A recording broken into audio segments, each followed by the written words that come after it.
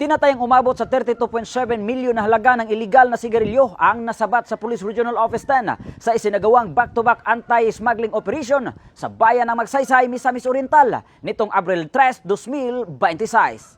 Unang nadiskubre bandang 1:50 ng hapon ang isang wing van truck na umano'y kargado ng smuggled cigarettes matapos makatanggap ng intelligence report ang mga otoridad. Agad rumispondi ang pinagsanib na puwersa ng Regional Mobile Force Battalion 10 at lokal na pulisya. Ngunit nakatakas ang driver ng truck at tumakbo patungo sa kalapit na kagubatan. Sa isinagawang inspeksyon, natagpuan sa loob ng sasakyan ang 496 master cases sa iba't ibang brand ng sigarilyo na walang kaukulang graphic health warning at excise tax stamps. Tinatayang nagkakahalaga umano ng 19.8 million pesos.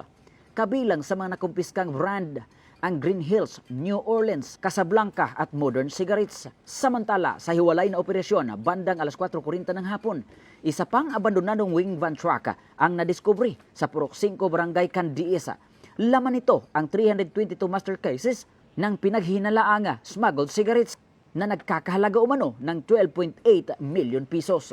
Ayon sa paunang investigasyon, posibleng patungo sa Caraga Region ang dalawang sasakyan at inaalam pa kung may koneksyon ba ang dalawang ito. Patuloy rin ang investigasyon upang matukoy at mahuli ang mga responsable sa insidente.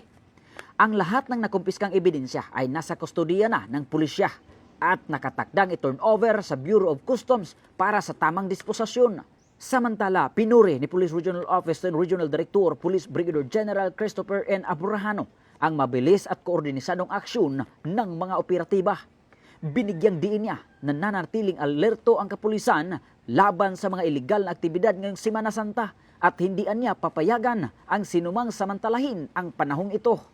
Dagdag pa niya, patuloy na paigtingin ng Police Regional Office 10 ang intelligence operations at pakikipag-ugnayan sa iba't ibang ahensya upang mapanatili ang kapayapaan at kaayusan sa rehiyon. Mula dito sa Campo Alagar, ako po ang inyong Police News Network Correspondent mula sa Regional Public Information Office ng Police Regional Office 10, Corporal Joel Lazaro Subsuban, alagad ng batas, tagataguyod ng Balitang Pulis.